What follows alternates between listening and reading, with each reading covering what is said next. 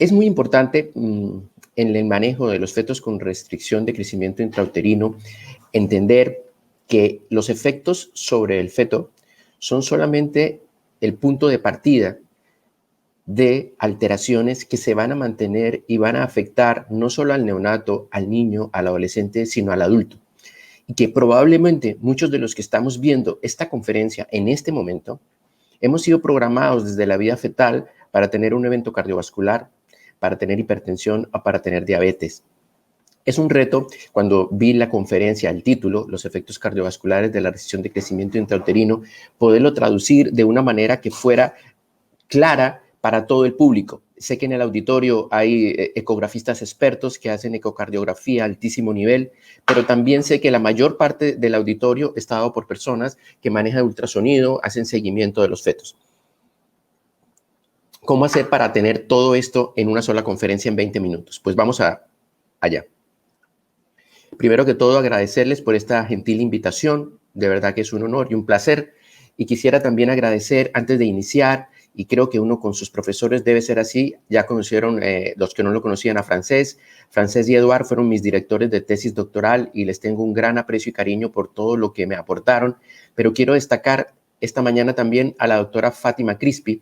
La doctora Fátima es una docente, investigadora del Barcelona Clinic, quien ha dedicado su vida, gran parte de ella, al estudio del corazón fetal en los fetos con restricción de crecimiento, y yo diría que el 99% de lo que voy a presentar esta mañana, y me disculpan porque estoy un poco sesgado a la escuela del Barcelona Clinic, lo reconozco, pero ha sido un trabajo de la doctora Crispi. Quisiera iniciar con un pequeño ejemplo para suscitar un poco de reflexión. Aquí tenemos unas abejas comunes y corrientes con la misma estructura genética. Sin embargo, si tenemos una abeja que la alimentamos con jalea real todos los días, esta abeja va a crecer un poco más, como ven, en tamaño proporcional, y va a vivir 5 años. La otra abejita, la obrera, solo vivirá 5 semanas. Es un ejemplo de la naturaleza de cómo nuestro genoma puede ser modificado de manera epigenética, con cambios epigenéticos para producir definitivamente alteraciones fantásticas, de vivir 5 semanas a vivir 5 años, solo por lo que comes. Imagínate por tus condiciones in útero, por la perfusión in útero, por todo lo que tiene que ver con el embarazo. Esto solo a manera de ejemplo para mirar cómo 2 abejas con la misma carga genética, un factor ambiental modifica dramáticamente su desarrollo.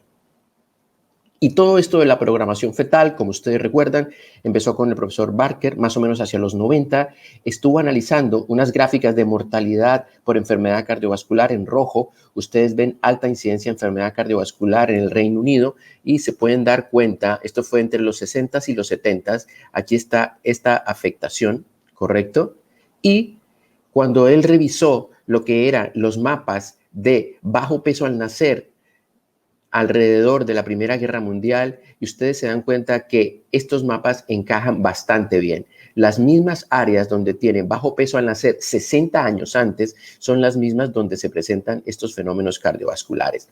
Luego él pudo deducir y tuvo la brillante idea de poder encontrar que realmente nosotros somos un producto muy importante del efecto que sufrimos en útero y de nuestro peso al nacer. Esto llevó al concepto de la programación fetal, que ya Yesid lo tocaba en su presentación. Entonces, ¿qué es la programación fetal? Es una adaptación fetal a un medio intrauterino posiblemente adverso, como en el caso de la restricción de crecimiento, una de las patologías más frecuentes, que lleva a que el bebé tenga que modificar su estructura física para poder sobrevivir. Sin embargo, esta estructura física modificada le va a producir en el futuro una susceptibilidad a enfermedades como adulto.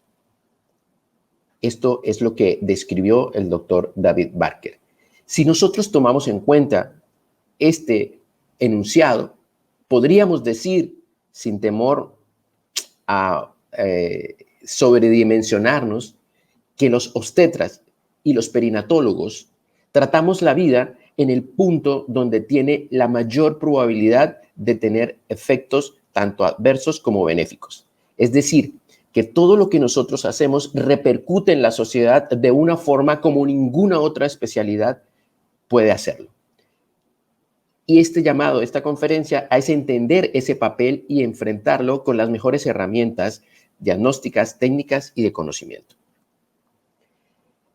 Imagínense los mapas de Barker, eran de 1960 al 70 y este bajo peso de nacer había ocurrido 60 años después. ¿Por qué? Porque estos efectos son transgeneracionales. Una paciente que fuma va a transmitir a su hija en su segunda generación un problema, probablemente, como lo veremos ahora, obesidad, alteraciones cardíacas, y esta a su vez a su hija en la tercera generación va a manifestarte. Entonces, ¿cómo es de importante el papel que tenemos nosotros como médicos primarios para informar a las pacientes del efecto tan profundo que tiene la programación fetal? Este es uno de nuestros casos en Barranquilla, es un síndrome de transfusión feto-fetal. Y si ustedes recuerdan el ejemplo de las abejas, pues aquí hay dos fetos que tienen la misma carga genética. Ustedes pueden ver a la derecha las placentas y pueden observar cómo la inserción del cordón umbilical del feto más pequeño es marginal, velamentosa y con un área placentaria delimitada muy pequeña. Y en el lado derecho, un área mayor. Se puede alcanzar a ver incluso en algún sitio, este fetico fue sometido a una terapia láser y se puede observar dónde se hizo la dicoronización de la placenta. Entonces, este genoma sometido a cambios en la perfusión produce estos cambios tan espectaculares en el tamaño de estos dos bebés que nacieron con la misma edad gestacional y una diferencia de más del 50% de peso. Para empezar, entonces, debemos decir que el cerebro, ya lo dice Yesid y lo mostró magistralmente en la conferencia, se afecta por la insuficiencia placentaria. Lo primero es decir que la insuficiencia placentaria se puede encontrar incluso en fetos que no tienen alteraciones en la arteria umbilical. Ese era algo que se pensaba anteriormente, decía, no, es que tiene que tener alteración en la arteria umbilical, y ustedes recuerdan en esa época que decíamos, tiene la umbilical normal, no tiene insuficiencia. En este trabajo que hicimos con Francés, pudimos demostrar que en los bebés pequeños, sin tener alteraciones del Doppler demostrables en la arteria umbilical, tenían una gran cantidad de alteraciones a nivel de la placenta. Si nosotros recordamos la diapositiva anterior, esas alteraciones en la placenta van a conducir a unas alteraciones en el crecimiento fetal. Y estas son las alteraciones que se encuentran principalmente, alteraciones de la cara materna, de la cara fetal y alteraciones inflamatorias. Ahora, como ya lo mencionaba en la anterior conferencia, esta insuficiencia puede alterar el desarrollo del cerebro, de acuerdo a lo que vimos anteriormente, sí, y quisiera aportar también esta parte de nuestro desarrollo del conocimiento. Hicimos evaluaciones a 2 años después de que los bebés nacieron y se los llevamos a las psicólogas y les dijimos, oye, evalúa a estos bebés y míranos en un test de neurodesarrollo, el Bayley's Score, y nos dicen cómo ves estos bebés. Eran pequeños, era todo lo que sabían. Pero cuando los dividimos entre los que tenían y no tenían lesiones en la placenta, pudimos encontrar que realmente los que tenían lesiones en la placenta tenían más bajos puntajes cognitivos de lenguaje y motor. Por lo tanto, en esta nueva publicación de placenta, también pudimos demostrar que realmente, como lo mencionaba Yesid en la anterior diapositiva, el tener una placenta alterada altera el cerebro. Ahora, vamos a entrar en el tema. ¿Cómo altera? Ya vemos que altera el cerebro, altera el corazón. Y este artículo, para los que no se lo hayan revisado, de verdad se lo recomiendo, que es de la doctora Fátima Crispi como primera autora, y básicamente es un artículo que produjo una revolución o un cambio en la concepción sobre el efecto cardiovascular de la restricción de crecimiento en el corazón. Pensábamos que de pronto, porque los restringidos eran más obesos, tendían a ser más diabéticos, se cambiaba el corazón. Sin embargo, lo que se pudo apreciar en este artículo es que todos estos cambios que ustedes ven en el corazón, tóxicos como el cigarrillo que mostrábamos en la diapositiva anterior, infecciones, hipoxia, aumento de la presión, de la poscarga, va a llevar a que el corazón se modifique y se remodele. Y esto va a condicionarnos efectos en la mortalidad cardiovascular hacia el futuro. En este artículo, que también es del profesor Yesid Miranda, pueden revisar una actualización de cómo estos efectos que produce la programación fetal in útero se pueden revertir y se pueden manejar, y hablaremos de esto al final de la presentación. Entonces, si este corazón está sometido a una hipoxia, a una desnutrición en útero, insuficiencia placentaria y sobrecarga de presión de este corazón que es normal, vamos a tener un corazón que se nos torna mucho más redondo. Es un corazón que dice Fátima, es un corazón bolita, es como una pelota, un balón, porque esto por unos principios físicos, la ley de Laplace, e intenta de alguna manera soportar esa resistencia que está recibiendo y va a lograr tener una mejor eficiencia para poder sobrevivir en útero. Esto en una insuficiencia moderada. En una insuficiencia severa ya el corazón tiene que hacer tanta presión que incluso va a producir ya hipertrofia de sus cavidades. Si podemos entender esta fisiopatología, nos va a quedar un poco más sencillo poder entender cuáles son los cambios que vamos a encontrar en el ecocardiograma. Y lo que se encontró es una alteración en lo que se llama el índice de esfericidad.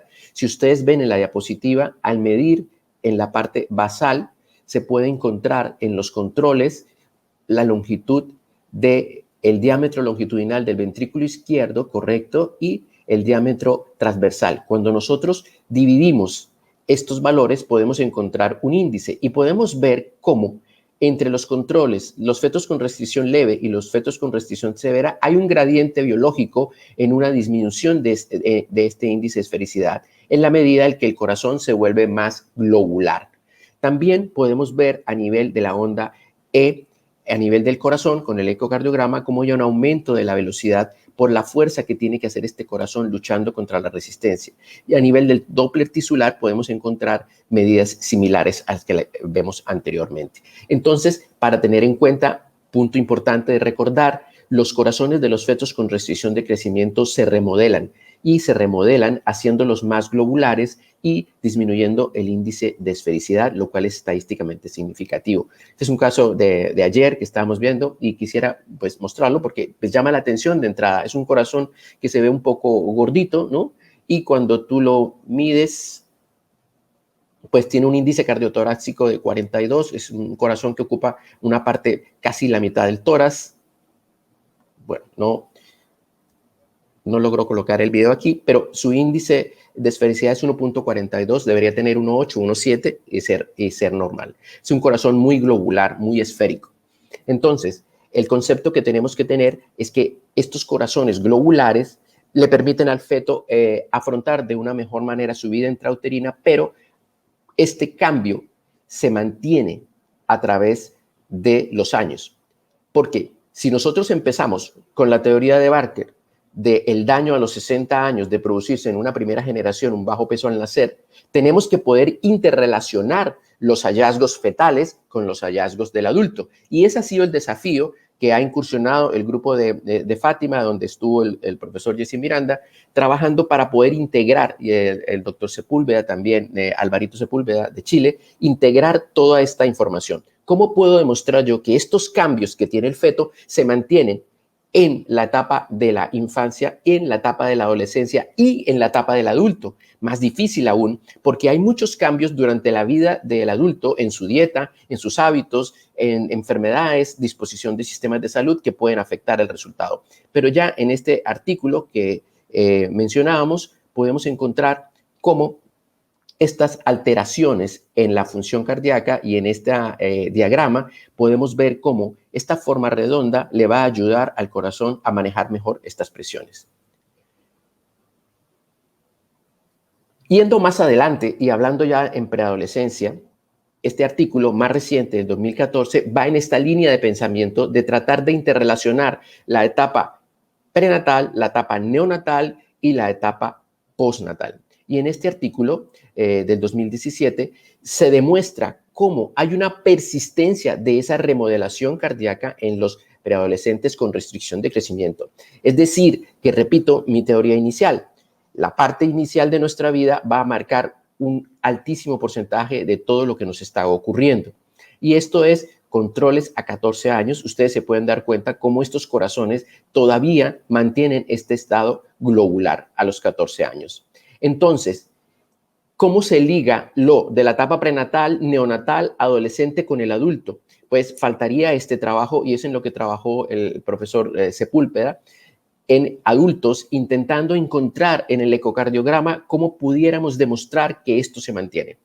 Fue difícil, había ya cambios muy mínimos y hubo que recurrir a estudios de resonancia magnética muy avanzados para poder demostrar que realmente en la pared del músculo y en la forma y disposición de las cavidades cardíacas hay diferencias que se mantienen incluso en el adulto. Cuando se hacen pruebas de ejercicio a adultos que han tenido un bajo peso al nacer, se pudieron demostrar respecto a controles contra los casos que había una alteración en el volumen de eyección cardíaca. Y esta diapositiva, que ya la presentaba también Yesid, nos dice cómo los primeros meses de nuestra vida cambian el resto de nuestra vida.